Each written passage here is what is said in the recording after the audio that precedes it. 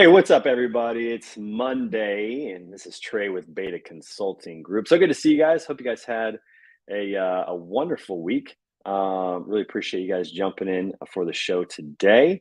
We're gonna have a great time talking to somebody who's become a really good friend of mine quickly, and a partner in business. So we'll talk about that in just a little bit. Had some great shows last week. We had the Word on the Street Tough Mudder Charity Challenge on Saturday, which we survived, which was awesome. Had a chance to go 9 miles and 30 obstacles with some amazing people, and we survived. So it was great. So we're back this week. We've got an awesome lineup of guests this week, and it's going to be a lot of fun. Shout out real quick to my sponsor, TAFS, the good guys in freight factoring. They're working with carriers, owner operators to make sure they have all the resources they need to survive in changing markets and really thrive and grow their business.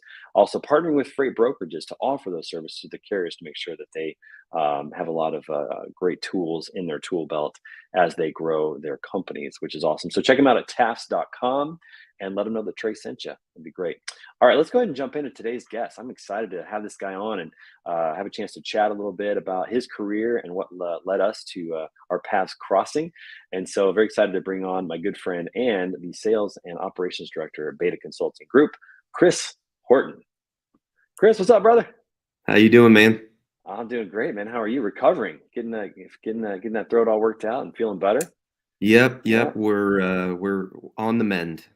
on the mend. That's right, which is very good. Got struck with the Rona, which is unfortunate, but it happens from time to time. But it's great to have you on the show, man. Good to chat and catch up a little bit. And for everybody out there who doesn't know you, to get a chance to know who you are.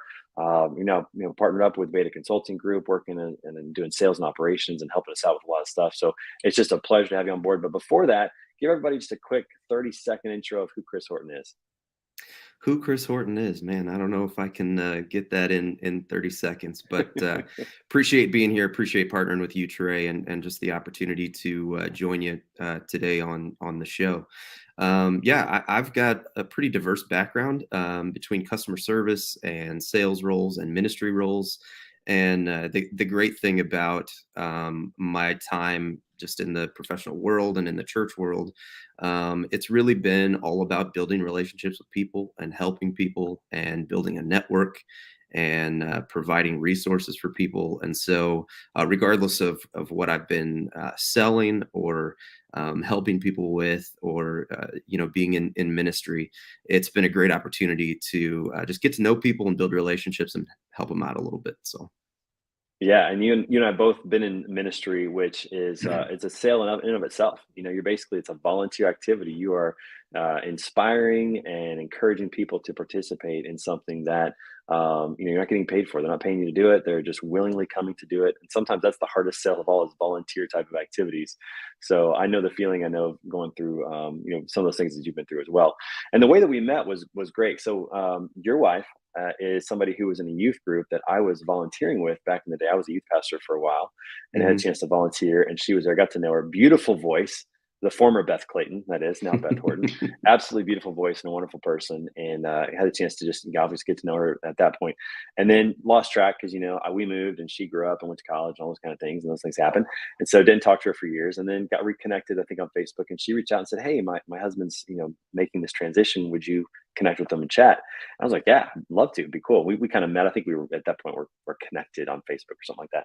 Mhm. But had a chance to talk to you and learn about your story and learn about some of the things that you've done and what you want to do. And I was like, man, this guy's really sharp. Like maybe we could figure something out and work together. And it's worked out that we're able to do that, which is awesome. So kind of a crazy way to meet. And I had a chance to go to 54th Street, one of our favorite restaurants here in St. Louis, and Oh yeah, talk a little bit and figure some things out. Get some gringo dip, which that's what it's called, everybody. It's called gringo gotta dip. love It's the gringo.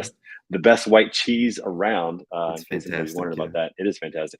So I had a chance to chat a little bit, just hear what you are wanting to do, and it just kind of worked out. So I want to talk a little bit about being a creator. You're a Mhm. singer. Have you written any songs yet? Are you a songwriter? Yeah, yeah. I've Yeah, been yeah. writing Okay. songs for 20 years. Yeah, you're in a band now, doing some cover tunes, which is great. So if you're in the St. Louis area and you're watching this show, there's going to be some shows where you can go listen to Chris. Great voice. He's got some songs out on Instagram that I listened to recently. But you're a creator. That's kind of who you are. Like you think of Mhm. new things, and I'm the same way. And I got to say, and I'd love to hear your opinion on this, but for me, there's nothing better. as a creator than having a place where you can get all these things out, where you can, see these things manifest into something, whether it's getting it on paper, writing a song, a business idea, a cohort idea, which we're going to talk about in a minute. When did you realize that that's kind of how your brain worked, that you're a creator, and that's how you work best? I think I realized that when I got around like-minded people and I saw them being willing to take action on their ideas and kind of step out and take a risk. I'm a natural introvert. I'm pretty quiet, which is strange because every job that I've had, my professional life has forced me to be a bit of an extrovert and put myself out there. And whether it's standing up in front of people or singing in front of people or preaching or speaking at different events or whatever it has been, doing podcasts, doing online interviews, things like that. Um, Having a bit of a quiet, reserved nature, taking a risk on an idea might not be your natural inclination.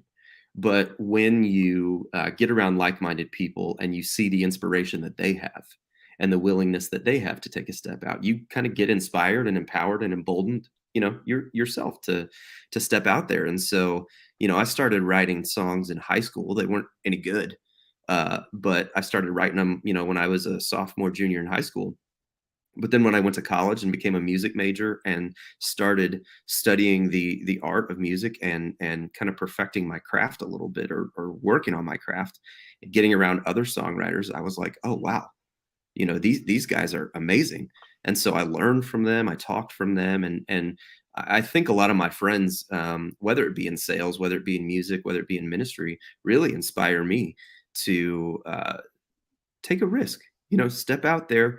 You've got an idea. You develop the idea. You don't just jump in gung ho immediately. You got to formulate it and develop it and think it out and plan a little bit. But really getting out there and putting yourself out there and seeing what you can do. Yeah, and I love what you said about being around like-minded people. That's so powerful, to be around people who are thinking the same way you are and that do really inspire you. And the idea of creator to me, and being from ministry, we both agree with this. You're never more like God than when you're creating, because He's a creator. Like that's kind of how it is. And when you get a vision, when you get a dream of something that could be that doesn't currently exist, I mean that's literally the definition of creating, Yeah. taking something that didn't exist and then making it exist, and just encouraging other people to do it as well. Take a risk. If you get a vision for your life or a dream that you want to chase after, you don't do it irresponsibly, of course. I mean, there's ways to do it responsibly, but don't be afraid to start somewhere. Take that first step. I mean, if you want to write Yeah. songs, just write down a piece of paper. It doesn't hurt anybody, but you got to take the courage to say, I'm just going to try this, whatever it is, and try to be a creator and just put out whatever God has put in my mind and put out. Because what I've found in my life is, if you don't do that, then your mind just starts to get clogged up, and Hmm. you actually start to feel less confident because you have all these ideas, but you never act on them. And Yeah. you start to believe in your mind, I can't do it.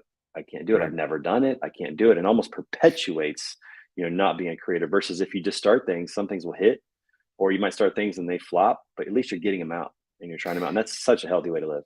Yeah, when you find reasons to not try something before you've tried it, it's really it's stifling, it's demotivating in so many areas of your life, not just the creative side, not just the business side, not just the, whatever side you're working on.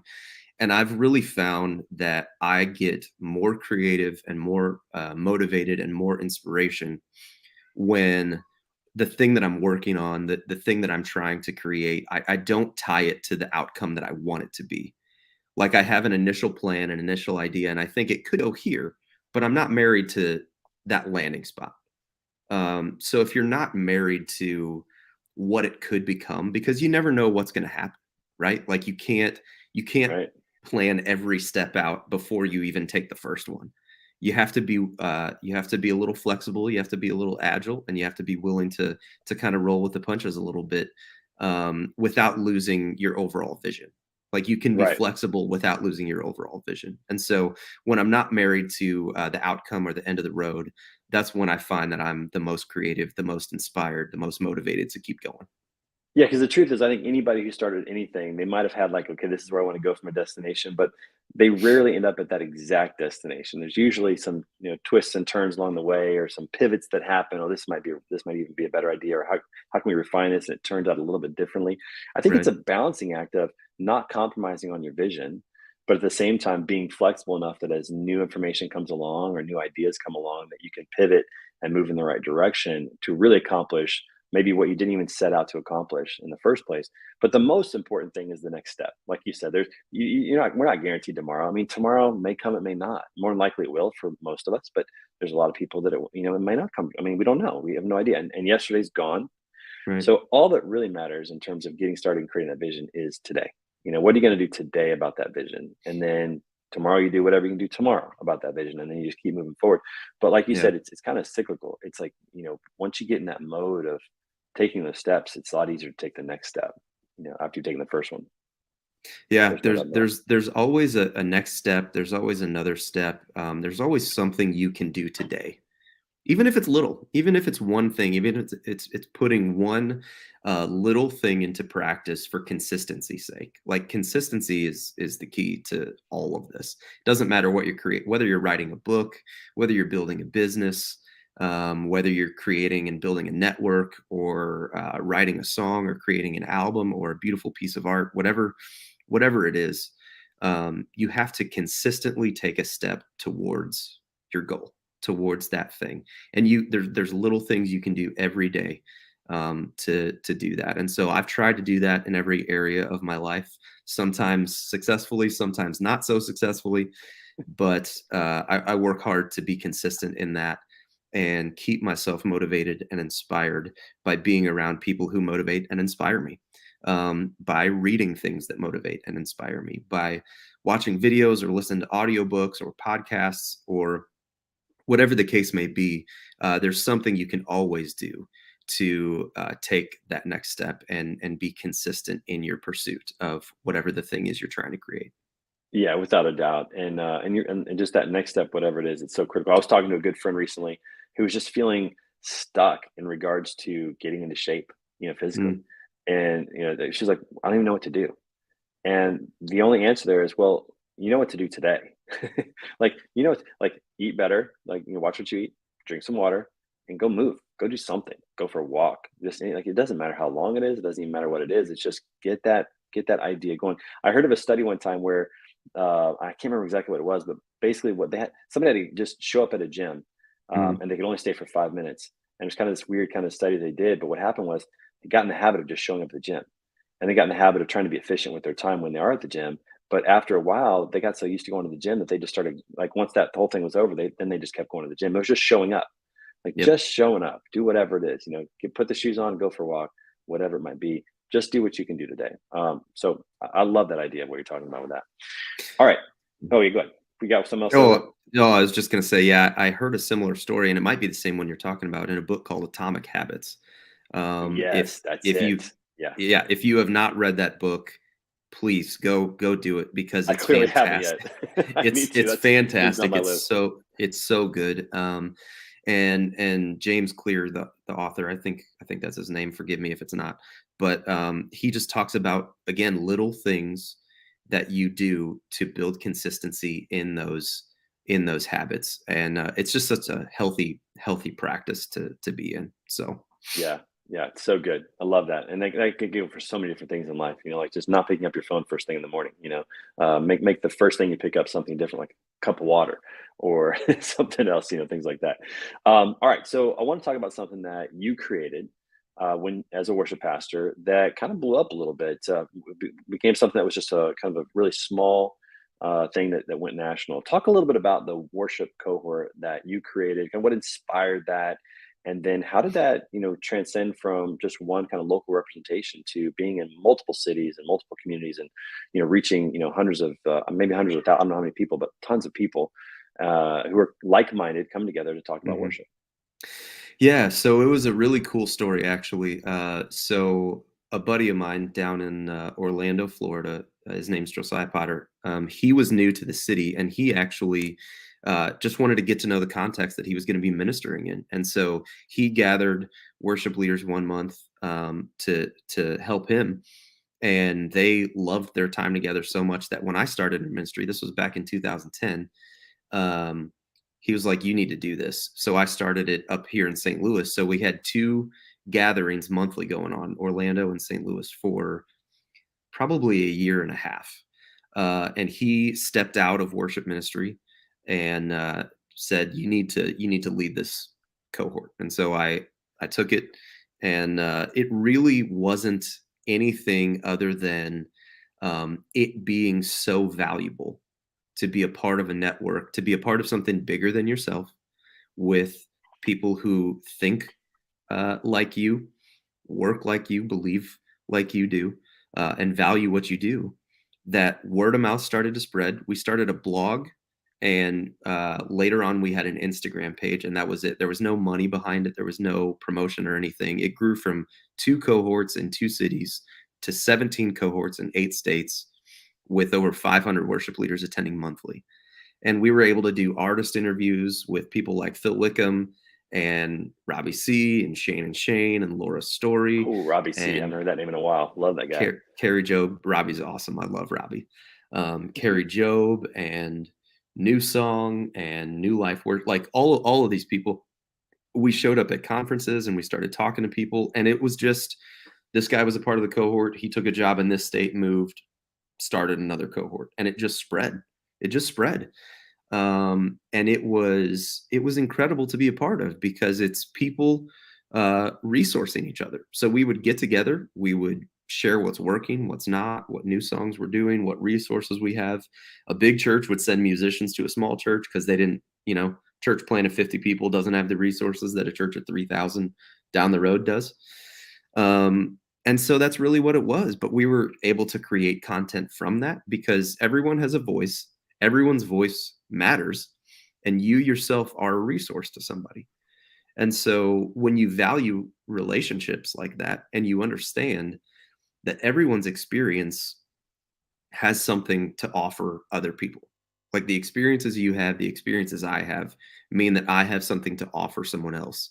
And you realize that you yourself become a resource, it just changes the way you interact with people. And it changes your motivations for things, and it changes the way that you can really serve other people, that you can help other people. And that's applicable across the board. That's true in ministry, that's true in business, that's true in sales, marketing, leadership, whether you're in management, whether you're in sales, whatever your job is. When you realize that about yourself, it changes the way you interact with people. And so it became such a valuable hour of our month, or 2 hours of our month, that it spread, it spread like wildfire. And it was fantastic. And there's still cohorts meeting today, and I'm pretty hands off. I help out, from time to time. I meet with worship leaders and talk to them and help them out and connect them with other people. But yeah, it was just a pretty amazing experience to see that happen. Yeah, and I think you said two things there that I really want to dig into. The first one is you said the phrase resource each other, resource each other. And I think another way to say it is that we're better together, right? Like Yeah. we truly are better when we come together and help each other out, and understand that there are people out there that can help us, but also that we can help other people in some way. That you start to value what you do and say somebody could benefit from this.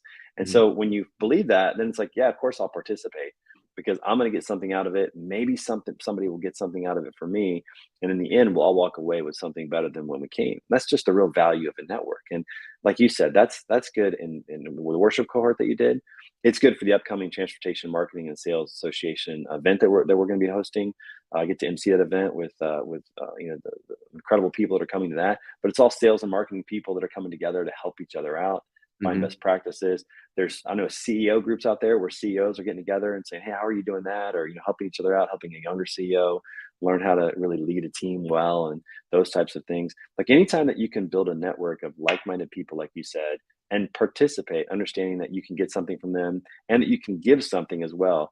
There's so much value in that, and I love that you guys got to see that. And I'm kind of jealous, by the way, because I'm a worship leader wannabe. I fill in at church whenever our worship leader's gone. So I'm a worship. I didn't even know about the worship cohort until we met, but I'm like, that would have been pretty slick to hear from like Carrie Job and Robbie C, of course, and some of those people, Phil Wickham, just to hear how how they do it. Like what a really cool thing. And that leads me to the second word you said, and that is value.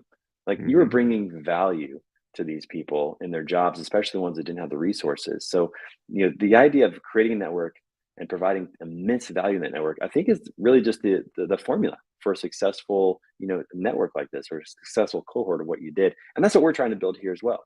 At Beta with people that are like-minded who want to come together and help each other out, which we'll talk more about that later on. But when you think about networks and value, what do you think about from a business standpoint, in terms of like where people could start to put these kind of groups together? What kind of creative visions come into your mind of things like that?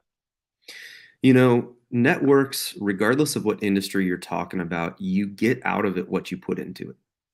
So if you yourself are willing to invest time and build those relationships and be an active part of a network, it will hold immense value for you that you can't begin to imagine before you step foot into that arena. So every city has industry specific meetups. There's real estate meetups. There's, like you said, CEO groups that gather. There's sales and marketing.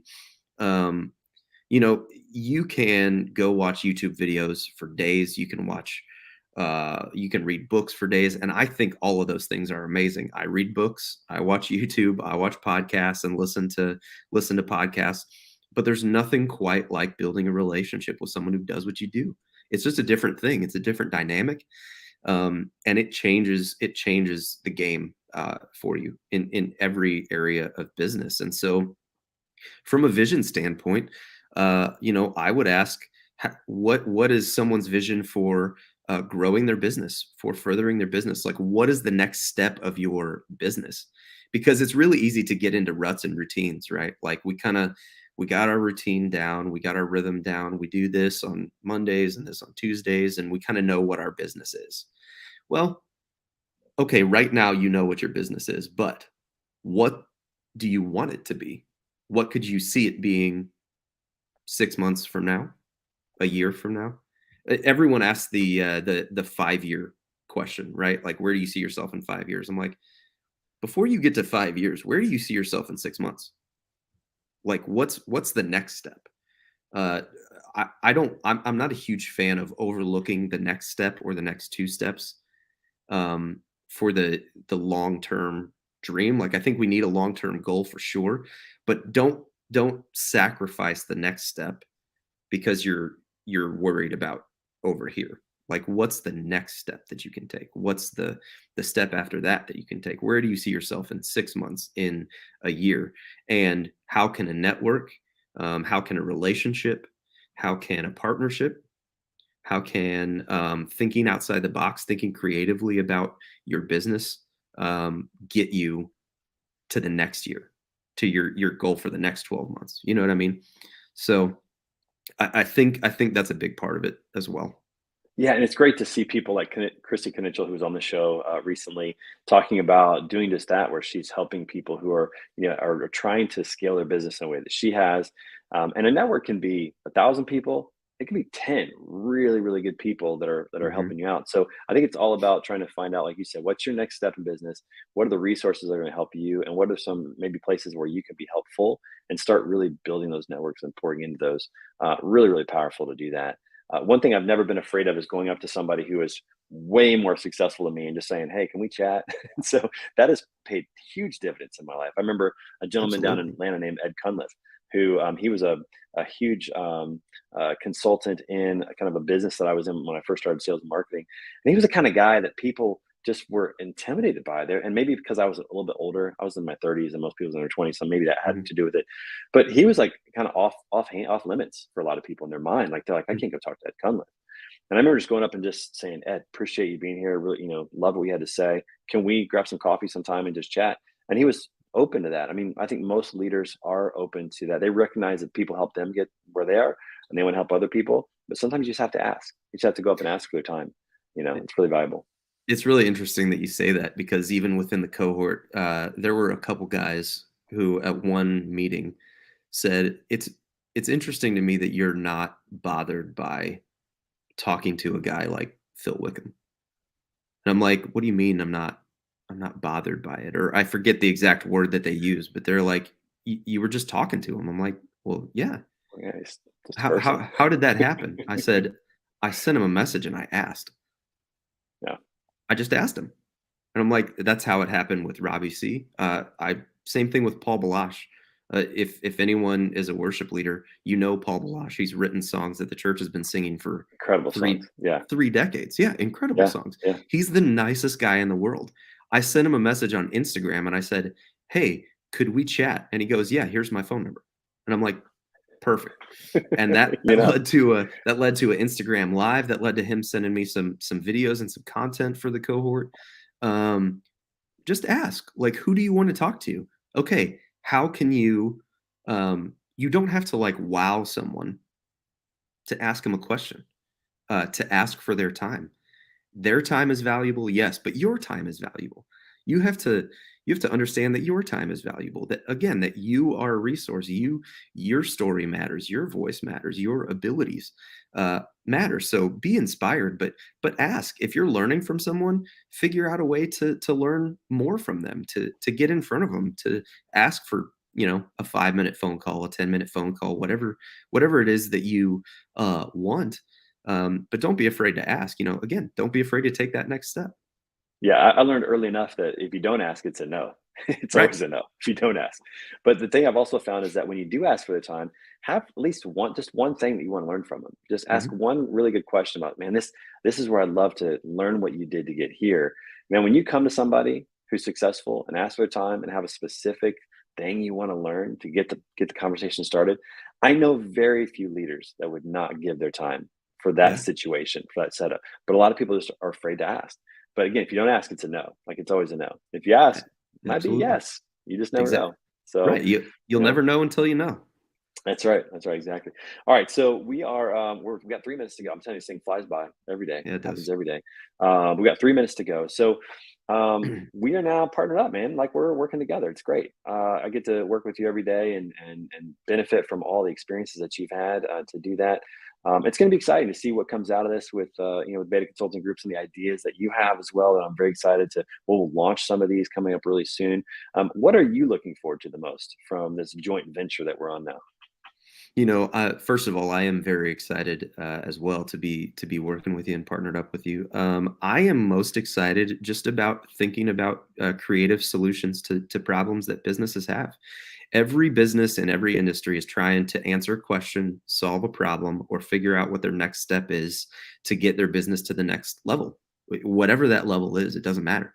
I love problem solving. I love thinking about solutions like that. I love building relationships and getting to know what someone's working on, what someone's passionate about, why they do what they do, and helping them leverage that to take their next step in business. And so, like I said earlier, everyone's story matters. Like you're doing what you're doing for a reason.